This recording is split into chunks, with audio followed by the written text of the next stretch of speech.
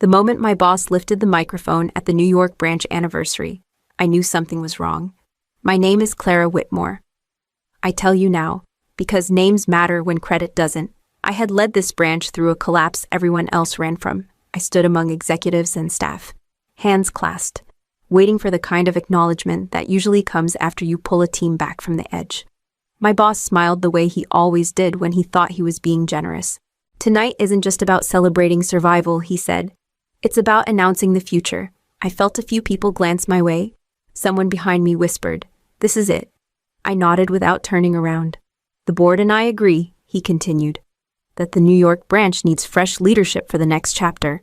He didn't say my name. Instead, he gestured to the young man standing beside me. The intern. The one who reported to me. The one I had trained, corrected, and defended when he missed deadlines. Polite applause broke out, confused at first. Then louder. I leaned toward him and said quietly, "This has to be a mistake." He didn't look surprised. He looked pleased. "Relax," he said, lowering his voice. "It's already decided." I swallowed. "You're an intern."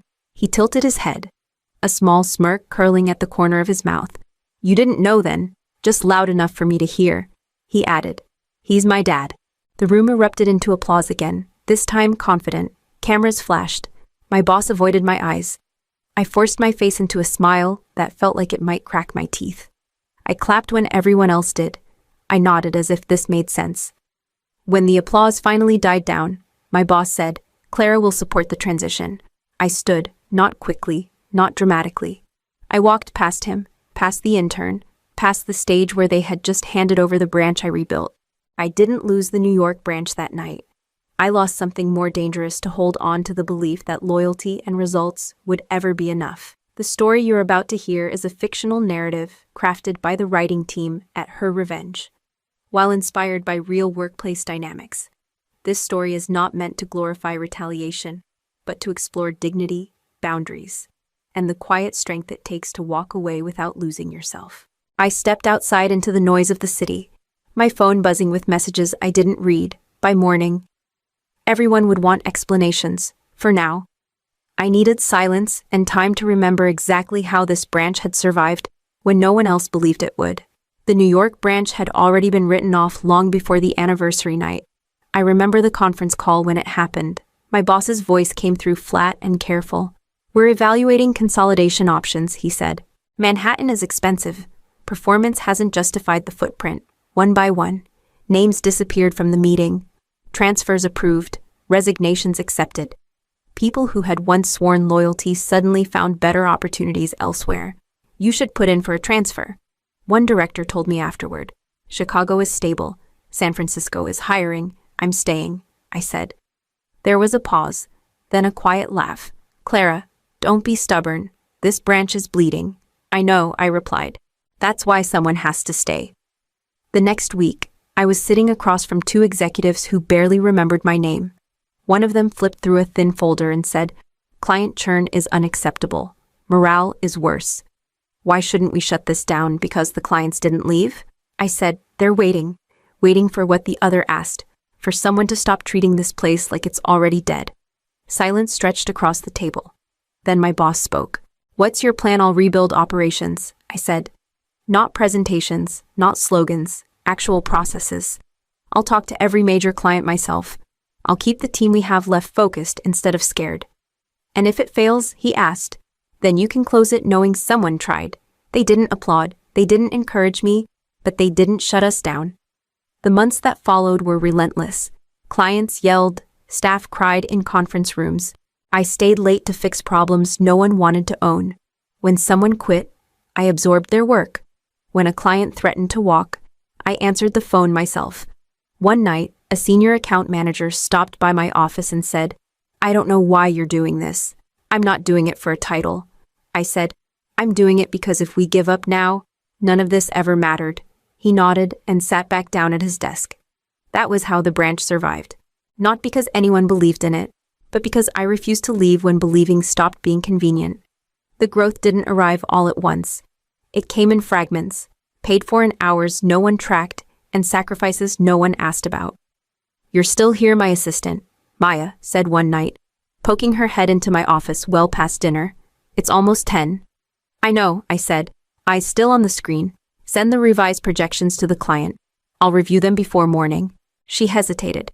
You've been doing that every night this week. So has the problem, I replied. Weekends disappeared. Calls came during family birthdays, during funerals, during moments I told myself I would make up later. When a client threatened to pull their account, I took the call myself. If this branch goes under, we go with it. One client snapped over the phone. It won't, I said evenly. Not on my watch. Inside the office, tension ran high. People were exhausted, scared, angry. We're doing the work of 2 teams. A project lead told me after a long meeting. No one upstairs even notices. They will, I said. Keep going. When the numbers finally turned, they turned hard. Revenue climbed, retention stabilized. Expansion plans came back onto the table. At a leadership call, my boss sounded impressed for the first time in years. 300% growth, he said. That's not easy to explain to the board. It wasn't easy to build either, I said. He laughed lightly. You've proven yourself that, Clara. Just keep doing what you're doing. The future will take care of itself. Those words stayed with me, not because they were clear, but because they sounded like a promise without anything attached to it. At a quarterly review, a junior manager whispered, You know they can't ignore you now. I nodded, though something in my chest tightened. I had learned not to celebrate early. I didn't chase recognition. I chased stability. I wanted the branch to stand without constant fear. I believed that results, sustained and undeniable, would eventually earn protection. I didn't yet understand how easily dedication can be mistaken for something that no longer needs to be defended. His name was Ethan Hale, and his resume arrived with more polish than substance. I'm assigning him to you, my boss said over the phone. He needs exposure to real leadership. I glanced at the document on my desk. Prestigious university, short internships, no long-term projects. He's still in school, I said. This is a high-pressure quarter. That's why he'll learn fast, my boss replied. Take care of him. Ethan showed up the next morning early and confident. Clara, right, he said, extending his hand. I've heard a lot about you. From who? I asked. He smiled. People who matter. I walked him through the basics, assigned him routine tasks, corrected his mistakes without embarrassing him. When he missed a deadline, I stayed late to help him fix it. Don't worry, I told him once. Everyone's overwhelmed their first month. He leaned back in his chair. I'm not worried. That confidence would have been harmless if it hadn't been reinforced from above. When Ethan spoke in meetings, my boss listened. When I questioned a suggestion, my boss deflected. Let's hear him out, he said more than once. After a planning session, I pulled Ethan aside. You skipped 3 steps in that proposal. It won't hold. He shrugged. That's how things used to be done. I stiffened. This branch survived because we don't skip steps. He met my gaze, unbothered. Things change. The first time I felt the shift was subtle. An email copied to the wrong people. A meeting I wasn't invited to. When I asked my boss about it, he smiled. You're reading too much into it. Clara? He's just eager. One afternoon, as we walked out together, Ethan said casually, You built something impressive here. Thank you, I said. For now, he added. I stopped walking. What does that mean? He smiled again. The same calm smile. It means timing matters. He left before I could respond. I stood there longer than I meant to, realizing that mentorship only works when both people believe they're playing the same game. I didn't resign the next morning. That seemed to surprise everyone. Instead, my boss called me into his office and spoke like we were negotiating something reasonable. We'll need you during the transition, he said. You know the clients. You know the systems. I know the work, I replied. He nodded, relieved. Good. Let's keep this professional. Professional. It turned out, meant sitting in meetings where my chair was still there. But my voice no longer mattered. Ethan spoke first now. He used phrases I had taught him, delivered with confidence that hadn't existed weeks earlier. When I tried to correct him, my boss cut in. Let's not slow things down, he said. We can refine later. Later never came. After one meeting, Maya caught up to me in the hallway. They didn't even look at you, she said quietly. Are you okay? I'm fine, I said, because that was easier than explaining the anger sitting just beneath my ribs. Another manager, Tom, stopped by my office that afternoon. He closed the door before speaking. People are confused, he said. They don't know who they report to anymore. They know, I said. They just don't want to say it out loud. He hesitated. Are you staying for now? That answer seemed to spread. People came by one at a time, never in groups. They spoke softly, like the walls were listening. He changed the process. One said. He canceled the client review. Another whispered. He told us not to run things by you anymore. I listened. I took notes. I stopped correcting. When Ethan passed my office, he paused. You're being very cooperative, he said. I'm being quiet, I replied. He smiled. Same thing. It wasn't. Silence can be restraint. Silence can be observation. Silence can be preparation. By the end of the week, I stopped staying late. I stopped jumping in to fix problems that weren't handed to me. I did exactly what was asked and nothing more. The branch kept moving. I began to pull back, not in anger, but with intention. I wasn't disappearing. I was letting the truth surface on its own. No one ever asked me what actually made the branch work.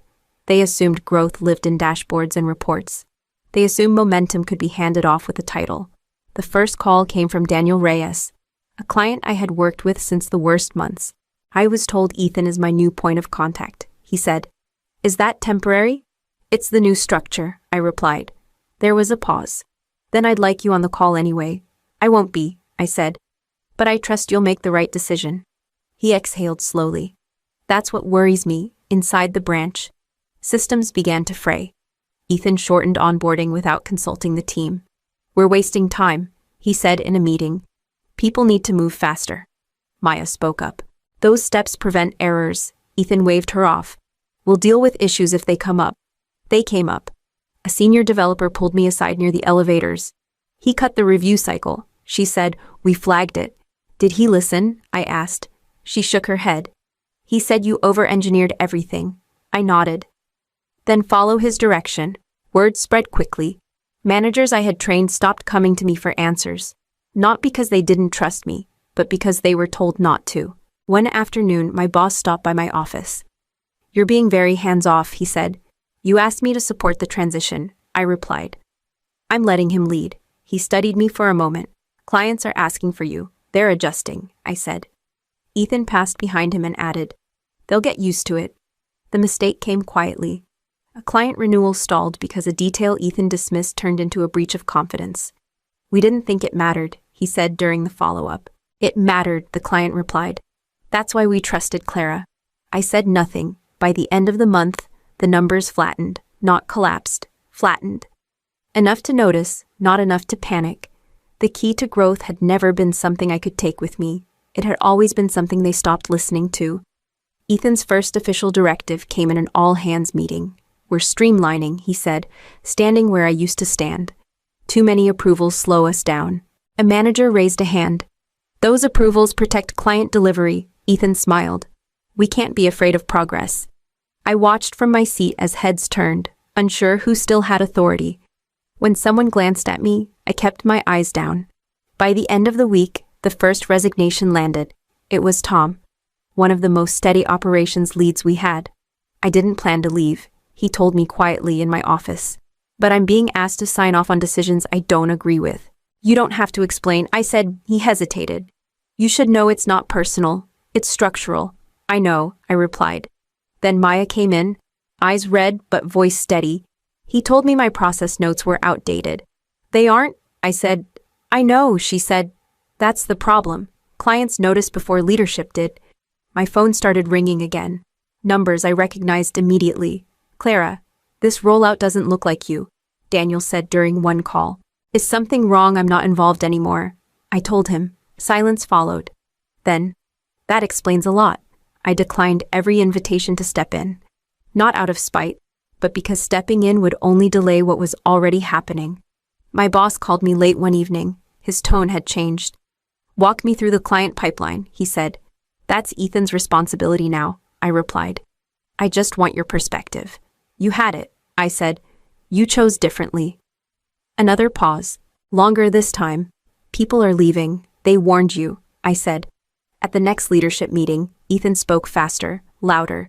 Numbers were explained away, concerns reframed as resistance. We can't cling to old habits, he said. No one argued. No one nodded either. Confidence filled the room. Competence quietly packed its things and left. The call came late, after most of the office lights would have been off if I were still there. "Clara," my boss said, without preamble. His voice sounded thinner than I remembered. "We need to talk." "I'm listening," I said. There was a pause, the kind that means someone is choosing words carefully. "Things aren't going as expected." "That happens," I replied. "We've lost momentum," he said. "Clients are uneasy. The team is unsettled." "You reorganized," I said. "That comes with consequences." He cleared his throat. "I'd like you to come back, temporarily, just to stabilize things." "Under what authority?" I asked. Another pause. "We can figure that out." "That's what you said at the anniversary," I said. "Right before you handed the branch to your son." His voice tightened. "This isn't about that." "It is," I said. "You made it about that." He shifted tactics.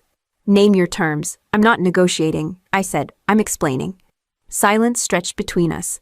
"I spent years building something you treated like it could be passed around," I continued. "You didn't ask me to lead. You asked me to clean up." "We trusted you," he said quickly. "You trusted me when it was convenient," I replied, "and ignored me when it wasn't." A breath came through the line. "Ethan is learning. Learning is expensive," I said. "This branch can't afford tuition." His tone sharpened.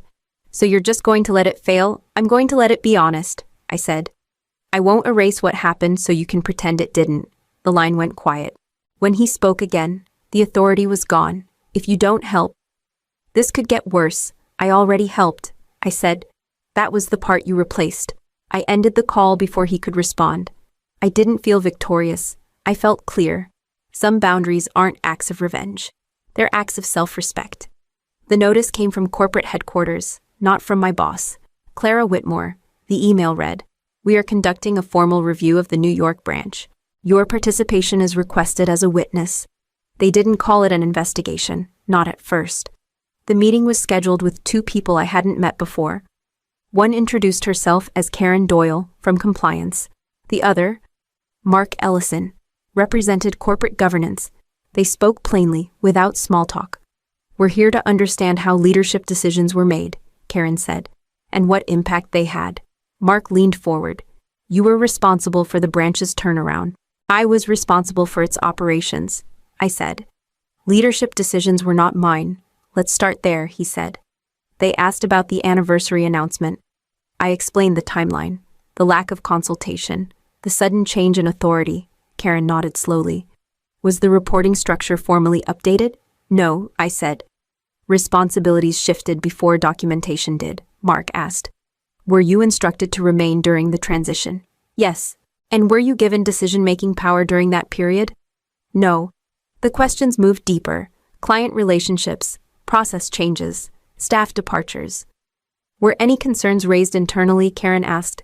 "Yes," I said, repeatedly, by whom I named names. Not dramatically, not defensively, just accurately. When they asked about Ethan, I didn't speculate. He was inexperienced, I said. He was placed in a role without the support or authority structure required to succeed.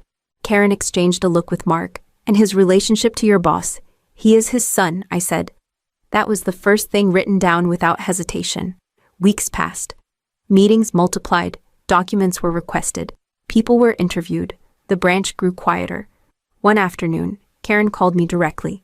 "Thank you for your cooperation," she said. "Your account clarified several inconsistencies." "What happens next?" I asked. "There will be findings," she said, "and consequences." They arrived quietly. A leadership change announced internally, a reassignment framed as voluntary, policies rewritten with careful language. No one apologized to me. They didn't need to.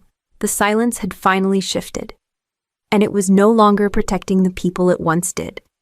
The update came through an internal memo, written in the kind of language companies use when they want something to disappear quietly. My former boss was stepping away from his leadership role to pursue other opportunities. His son was transitioning out of the New York branch to continue his development elsewhere. No names were highlighted, no explanations offered, just a clean reset, as if the last year had been a clerical error. Maya called me the same afternoon. "It's official," she said. "They cleared out the top floor. Are people okay?" I asked. "They're relieved," she said, confused, but relieved.